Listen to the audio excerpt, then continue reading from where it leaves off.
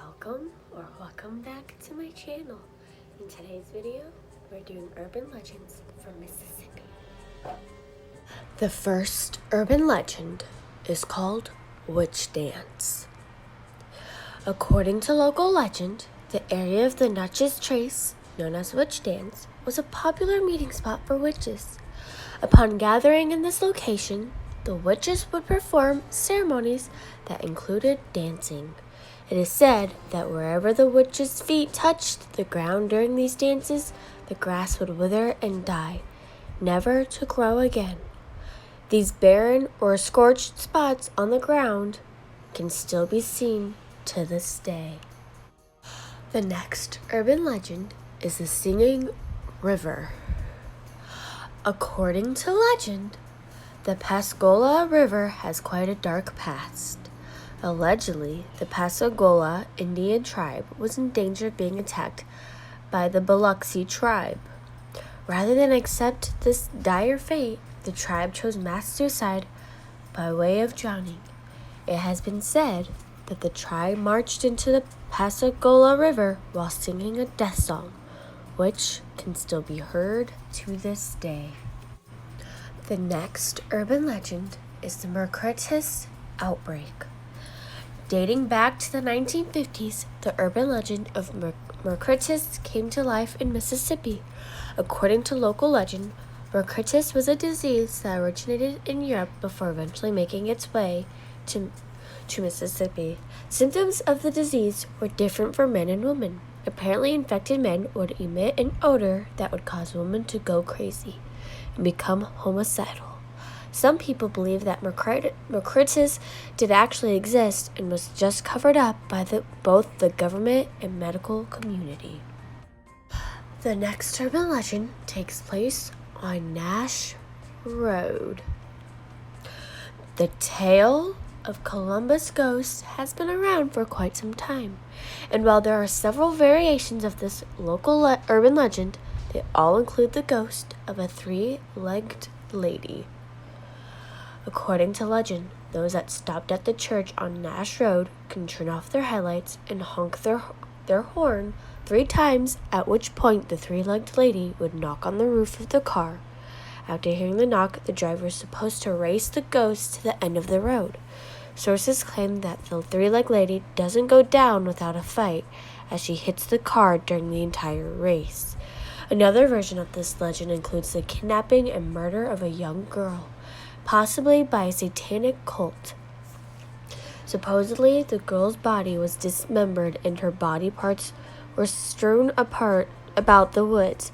The ghost of the girl's mother is said to have been seen walking up and down Nash Road, carrying the only part of the daughter she could find, her leg. The next urban legend is the Witch of Yazoo. While this legend was popularized by author Willie Morris' book, Good Old Boy, the story dates back to the late 1800s. According to the legend, an old woman who lived on the Yazoo River would torture local fishermen. After hearing these reports, the sheriff tried to confront her, at which point she gave chase. By the time the sheriff caught up to the old lady, she was sinking in quicksand. Angered by this turn of events, she vowed to get revenge, exclaiming, "In 20 years, I will return and burn this town to the ground." Of course, nobody paid much mind to the threat. That is, until 20 years later, when a huge fire broke out and destroyed over 300 of the town's buildings. The day after the fire, several residents visited the witch's grave in Glenwood Cemetery, at which point they found the large chain around her grave had been broken into 2. The next urban legend is Stuckies Bridge. Located just outside of Meriden, Stuckies Bridge spans the Chunky River.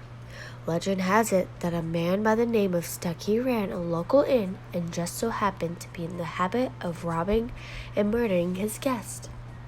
After killing several customers, Stucky was finally caught and hanged from this bridge.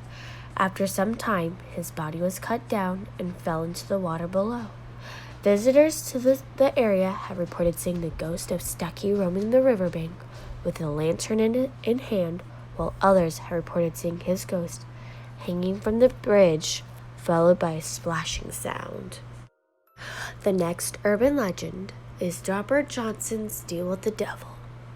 Born in Hazelhurst, blues musician Robert Johnson made quite the name for himself. But some say it was at a deep price, a very deep price. It is a popular urban legend that Johnson sold his soul to the devil in exchange for his musical talent. Perhaps it is the fact that several of Johnson's songs mention the devil or some form of the supernatural that led many to believe this urban legend. The last urban legend is Cry Baby Bridge. It seems that there are a number of states that have a legend of local Crybaby Bridge, and apparently Mississippi is no different. Legend has it that a young woman got pregnant out of wedlock and, in order to rid her family of shame, threw the baby off of the Stennis, Mississippi Bridge. Visitors to the bridge have claimed to hear the faint sound of a baby crying, in addition to seeing the ghost of a baby on the rocks below the bridge. If you've ever been to a Crybaby Bridge, do you hear a faint cry? Hope you enjoyed the video. If you did, please leave a like. If you're not yet subscribed, please subscribe and turn the bell notification on so you know when I post. And let me know which story was the creepiest, scariest, or if you'll ever visit these places. Let me know down below. Bye-bye for now.